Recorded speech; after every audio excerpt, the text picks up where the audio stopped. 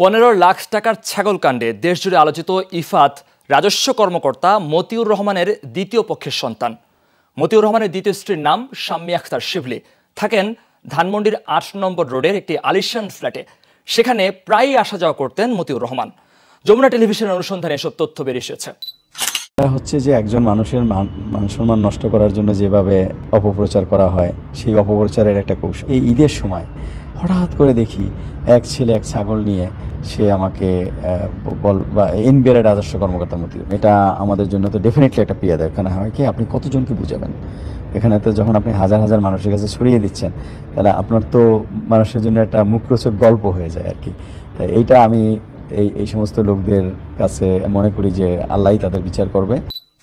বেনজির আহমেদ বিদেশের মিশনে অনেক বছর ছিলেন, সেগুলো আপনাদের জানা দরকার। সেই মিশনে সে কত টাকা এনেছে এইগুলো তাকে বলতে হবে। তো এখন পর্যন্ত কোনো মামলার ওয়ারেন্ট কপি, কোনো রায় আমরা এখনো আমাদের কাছে পৌঁছে নেই। এখনো আমি যতটুকু জানি অনুমান ভিত্তিক চলছে, কথাবার্তা চলছে। এখনো কোনো তার বিরুদ্ধে সঠিকভাবে কোনো অভিযোগ উত্থাপন হয়নি। যেগুলি শুনছি তার এতগুলি অবৈধ সম্পত্তি, তাকে তো ডাকা হয়নি।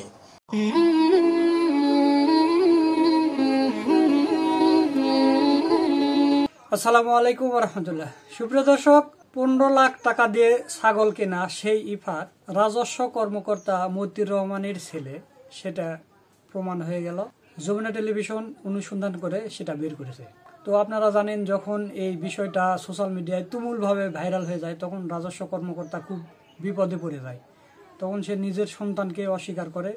তারপরে সে এনটিভিতে একটা সাক্ষাৎকার দিচ্ছে, দীর্ঘ আধা ঘন্টার উপর সাক্ষাৎকার দিচ্ছে। সেখানে তিনি বলতেছেন যে না, এ আমার ছেলে নয়। আমাদের এবারের কুরবানিটাকে ট্রলের শিকার করার জন্য কিছু জনগণ আমার পিছনে উঠে পড়ে লেগেছে। আমি এত টাকা কোথায় পাবো? এত টাকা দিয়ে কুরবানি করা আমার সামর্থ্য নেই।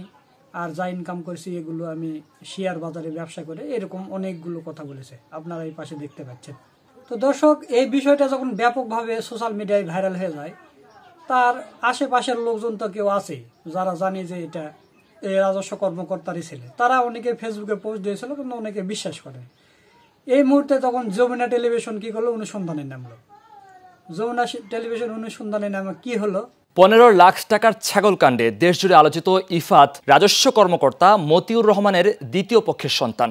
মতিউর রহমানের দ্বিতীয় স্ত্রীর নাম শাম্মী আখতার শিবলি, থাকেন ধানমন্ডির 8 নম্বর রোডের একটি আলিশান ফ্ল্যাটে। সেখানে প্রায়ই আসা যাওয়া করতেন মতিউর রহমান। যমুনা টেলিভিশনের অনুসন্ধানে এসব তথ্য বেরিয়ে এসেছে।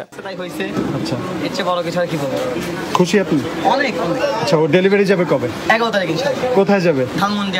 কোরবানির জন্য কেনা হয়েছে 15 লাখ টাকার ছাগল।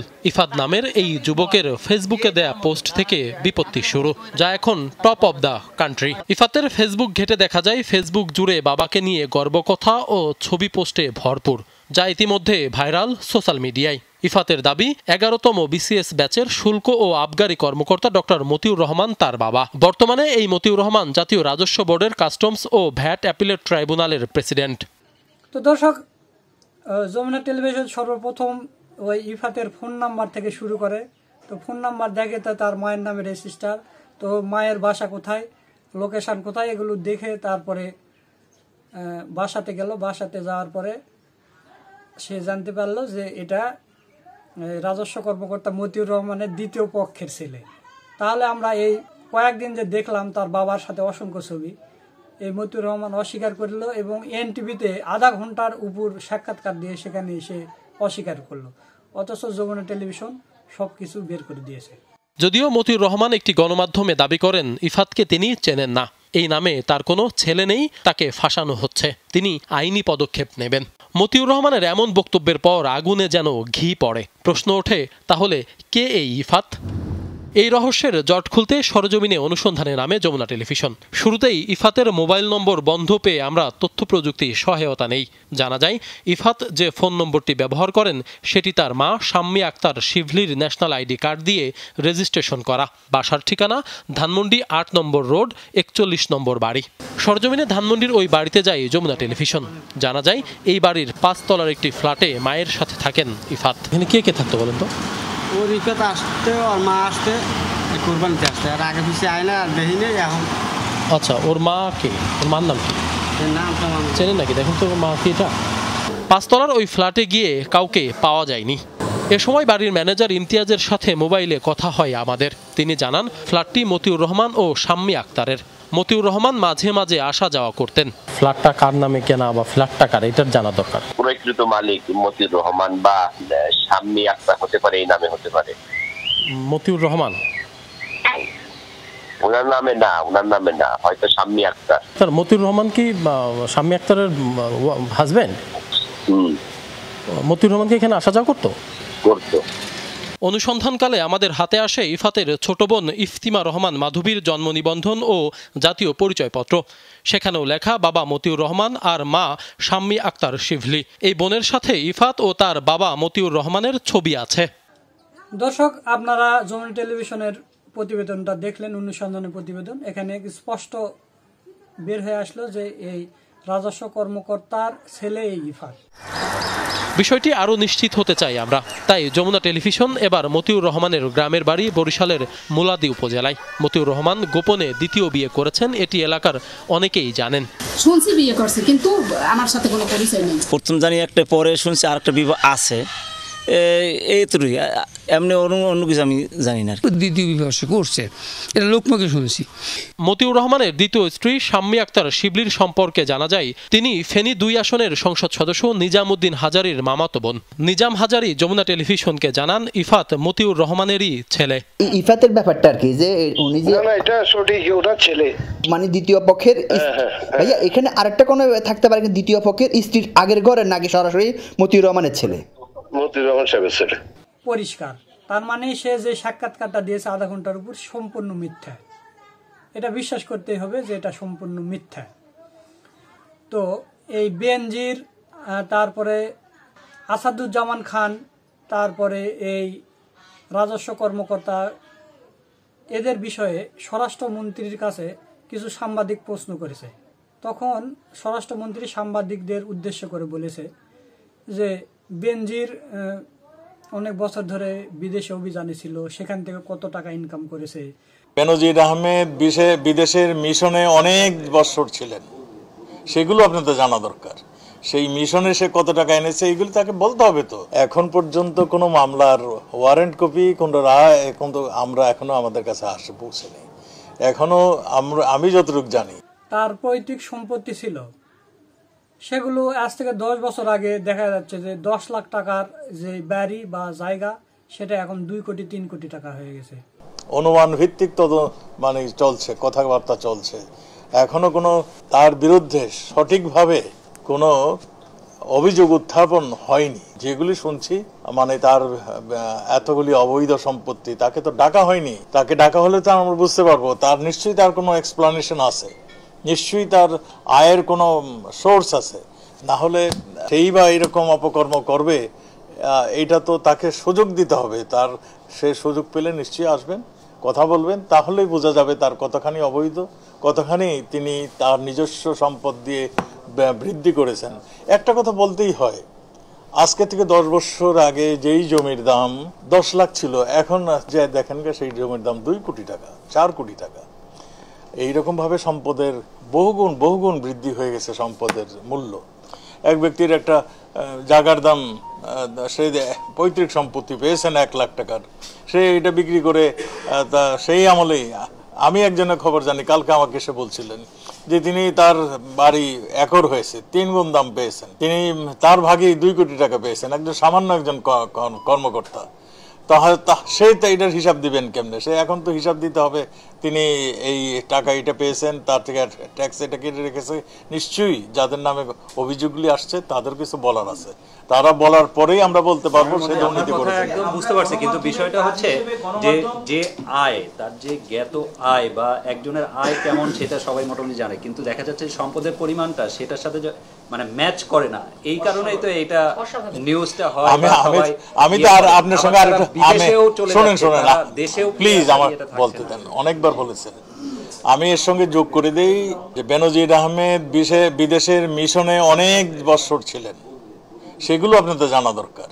সেই মিশনে সে কত টাকা এনেছে এইগুলো তাকে বলতে হবে। তো সেই টাকা কত বৃদ্ধি পেয়েছে সেগুলি তিনি জানেন, আমরা জানি না। যেহেতু তার নামে একটা অভিযোগ আসছে, তিনি এটা জবাব দিবেন। তার জবাব পাওয়ার আগে আমার মনে হয় আমাদের কেউ কিছু বলা উচিত না। সে আগে অভিযুক্ত প্রমাণ হোক, তারপরে আমার মনে হয় তার বিরুদ্ধে যে ধরনের ব্যবস্থা নেওয়ার সেটা সরকার নেবেন, কিন্তু অভিযোগ প্রমাণের আগে তো আমরা কিছু বলতে পারি না। তাহলে বেনজির অথবা আসাদুজ্জামান খান এদের ব্যাপারে কোনো কিছু করা যাবে না, সেটা আপনারা স্বরাষ্ট্রমন্ত্রীর ভাষায় বুঝতে পারতেছেন যে এটা তাদের অবৈধ ইনকাম নাও হতে পারে। তারা যেহেতু বিভিন্ন সময় দেশের বাইরে ছিল, ব্যবসা করেছে, তো বেনজির তো সারা জীবন চাকরি করলো, ব্যবসা কবে করলো? তো এত ওই দেশের বাইরে অভিযানে যে এত কোটি কোটি টাকা করা যায়, শত শত হাজার কোটি টাকা করা যায়, তারপরে নাই পৈতৃক সম্পত্তি একজন মানুষের কত থাকে, কয়শো বিঘা সম্পত্তি থাকে, সে তো 3000 4000 বিঘা সম্পত্তি কিনে বাংলাদেশের অর্ধেক জায়গায় কিনে রেখেছে। তো একটা স্বরাষ্ট্রমন্ত্রীর কি এইভাবে কথা বলা উচিত? স্বরাষ্ট্রমন্ত্রী বলবে যে আমরা তদন্ত করে দেখবো, দুদক তদন্ত করতেছে, আমরা তদন্ত করে দেখব, যদি কোনো অবৈধ সম্পদ বের হয় অবশ্যই সেটার বিচার করব। কিন্তু সেইভাবে কথা না বলে ইনিয়ে বিনিয়ে কথা বলতেছে। একজন স্বরাষ্ট্রমন্ত্রী যদি এইভাবে একজন দুর্নীতিবাজের বিরুদ্ধে কথা বলে, তাহলে সাধারণ জনগণ কি মনে করবে? তো দর্শক, আপনারা স্বরাষ্ট্রমন্ত্রীর কথাটা শুনলেন। তো স্বরাষ্ট্রমন্ত্রী কি এই দুর্নীতিবাজদেরকে বাঁচাতে চেষ্টা করতেছেন, নাকি তাদের বিরুদ্ধে কোনো ব্যবস্থা নেবেন বলে আপনাদের মনে হয়? আপনাদের কাছে কি মনে হয় তা অবশ্যই কমেন্ট করে জানিয়ে দেবেন। এখন আসি এই ছাগল কাণ্ডে। তো দর্শক, এই রাজস্ব কর্মকর্তা মতিউর রহমানের দ্বিতীয় পক্ষের ছেলে এই ইফাত, দ্বিতীয় পক্ষের ছেলে, আপনারা ভালো করে বোঝেন, দ্বিতীয় পক্ষের ছেলে ইফাত এবারে শুধু এবারের কুরবানিতে 70 লাখ টাকার গরু কিনেছে, গরু কুরবানি দিয়েছে এবারের ঈদে। তাহলে আপনারা চিন্তা করেন, আমরা সর্বপ্রথম যেটা নিউজে তথ্য পেয়েছিলাম যে 15 লাখ টাকা দেয় একটা খাসি কিনছে, আর 4টা গরু কিনছে 38 লাখ টাকা দিয়ে, এই মিলে মনে করেন যে 52 লাখ টাকার মতো। কিন্তু পরবর্তীতে আমরা যেটা গণমাধ্যমে দেখলাম, আপনারা এই পাশে পিকচার দেখতে পাচ্ছেন যে কয়েকটা গণমাধ্যমে এটা দিয়ে নিউজ করছেন যে 70 লাখ টাকা দিয়ে গরু কিনেছে এবারের ঈদে। এটা হচ্ছে দ্বিতীয় পক্ষে। তাহলে মতিউর রহমানের প্রথম পক্ষ আছে, সেখানেও মোটামুটি না হলে এটার চাইতে বেশি হওয়া লাগবে, দ্বিতীয় পক্ষর চাইতে প্রথম পক্ষর বেশি হওয়া লাগবে। তাহলে মনে করেন ওখানে 80-90 লাখ টাকা ধরেন, এখানে 70 লাখ টাকার শুধু গরুই, আর 15 লাখ টাকার খাসি, তাহলে 85 লাখ টাকা হচ্ছে। আর প্রথম কোটি টাকায় ধরেন, তাহলে এরকম একজন রাজস্ব কর্মকর্তা কোটি টাকা বছরে কুরবানি দেন, তাহলে আর আয় কত? 1 কোটি টাকা। এরা তো বেতন পায় মনে করেন 68 থেকে 78 হাজার টাকা মাসে বেতন পায়। 1 কোটি টাকা এদের কামাই করতে কয়েক বছর লেগে যাবে। তো তাহলে এরা কিভাবে, দেখেন কত বড় মিথ্যাবাদী। সে নিজের ছেলেকে অস্বীকার করেছে, করে এনটিভিতে এসে সাক্ষাৎকার দিয়েছে, এত সুন্দর করে কথা বলেছে, মানে আপনি দেখলে মনে করেন ফেরেশতা একটা বসে আছে ওখানে, ফেরেশতা কথা বলতেছে। অথচ সে নিজের ছেলেকে অস্বীকার করলো। মাত্র কয়েক ঘন্টার ব্যবধানে যমুনা টেলিভিশনে অনুসন্ধান বের হয়ে গেল যে না, এটাই তার ছেলে। চিন্তা করতে পারেন তাহলে এরা কত বড় মিথ্যাবাদী। আর এদের কথা বিশ্বাস করা যায়? একটা কুরবানির ঈদে যদি আমি প্রথম পক্ষটা বাদই দিলাম, দ্বিতীয় পক্ষে মনে করেন 85 লাখ টাকার কুরবানি দিচ্ছে, এই 85 লাখ টাকার কুরবানি, এই টাকাটা কোথা থেকে আসে? একজন রাজস্ব কর্মকর্তা 85 লাখ টাকার কুরবানি দেয়, চিন্তা করতে পারেন? আমরা এই আজ থেকে ফেসবুকে দেখলাম, আজ থেকে এই 10-12 বছর আগের ঘটনা বা তার একটু বেশি, একটা পত্রিকার একটা কাটিং ফেসবুকে ভাইরাল হয়েছে। একটা গরুর দাম 2 লক্ষ টাকা দাম ধরা হয়েছিল এই বাংলাদেশে। সেখানে সেই গরু বিক্রি হয়নি, 2 লাখ টাকা দিয়ে গরু কেনার মতো কোনো খরিদ্দার ছিল না ঢাকা শহরের বুকে। অথচ কয়েক বছরের ব্যবধানে এখন চিন্তা করতে পারেন, একজন রাজস্ব কর্মকর্তা, সে নিম্ন শ্রেণীর মধ্যম শ্রেণীর একজন কর্মকর্তা, সে 85 লাখ টাকার কুরবানি দেয়, তাহলে যারা উচ্চ পদে আছে তারা কত লাখ টাকার কুরবানি দিবে আপনারা একটু চিন্তা ভাবনা করে দেখেন। তাহলে এরা কি পরিমাণ দুর্নীতি করলে এই পর্যায়ে আসতে পারে? এত কত কোটি কোটি টাকা যে এদের মানে সংগ্রহ রেখেছে। আপনি ব্যাংকে যান, ব্যাংকে যাবেন, দেখবেন ব্যাংকে টাকা নেই। আপনি যদি 2 লাখ টাকা তুলতে যান, তাহলে 3 দিন ঘুরে ঘুরে আপনি 2 লাখ টাকা তুলতে হবে। 10 লাখ টাকা তুলতে গেলে তো সপ্তাহ পার হয়ে যাবে। অথচ একজন এগুলো এই সরকারি কর্মকর্তার পিয়ন যারা, তাদের বাসায় যা টাকা আছে, এই বড় বড় ব্যাংকেও তা টাকা নেই। এইরকম অবস্থা হয়ে গেছে। তো দর্শক, এখান থেকে পরিত্রাণ পেতে হলে অবশ্যই আমাদের সরকার পরিবর্তন করতে হবে। সরকার পরিবর্তন না করলে আমাদের অবস্থা খারাপ হয়ে যাবে, মানে আরও সামনেতে ভয়াবহ অবস্থা হবে। দেশটা দেউলিয়া হয়ে যাবে, ফকির হয়ে যাবে। এরা এই চোরেরা, লুটেরা এই টাকা পয়সা নিয়ে বিদেশ চলে যাবে, যে যার মতো চলে যাবে, দেশটা ফকির হয়ে যাবে। তাই পরবর্তীতে অবশ্যই সরকারের রদবদল হবে। পরবর্তীতে আমরা দেখে শুনে ন্যায় নিষ্ঠবান শাসক যারা জনগণের কল্যাণে কাজ করবে, যাদের একটা টাকা মেরে খাওয়ার কোনো রেকর্ড নেই, তাদেরকে আমরা ক্ষমতায় নিয়ে আসবো। আমরা আওয়ামী লীগকে দেখেছি দীর্ঘ কয়েক বছর ধরে ক্ষমতায় আছে, বিএনপিকেও দেখেছি। তো বিএনপি তুলনামূলক অনেক ভালো, কিন্তু আওয়ামী লীগ তো ভালো নয়, আপনারা দেখতেই পাচ্ছেন। এবং আমরা এককভাবে জামাতে ইসলামকে দেখতে চাই। আমরা দেখতে চাই যে জামাতে ইসলাম 5 বছর আপনারা সবাই মিলে জামাতে ইসলামকে ক্ষমতায় আনেন। আওয়ামী লীগ, বিএনপি সবাই, সকল স্তরের জনগণ সবাই বাংলাদেশ জামাতে ইসলামকে এককভাবে ভোট দিয়ে ক্ষমতায় নিয়ে এসে 5টা বছর দেখেন যে জামাতে ইসলামও কি এই আওয়ামী লীগ, বিএনপির মতো করে চুরি চামারি করে, নাকি ভালোভাবে দেশ পরিচালনা করে। তো এই কথা বলে আজকের ভিডিও এখানেই শেষ করছি। ভিডিওটা যদি ভালো লাগে অবশ্যই বেশি বেশি করে শেয়ার করবেন। সকলকে ধন্যবাদ। আসসালামু আলাইকুম ওয়া রাহমাতুল্লাহ।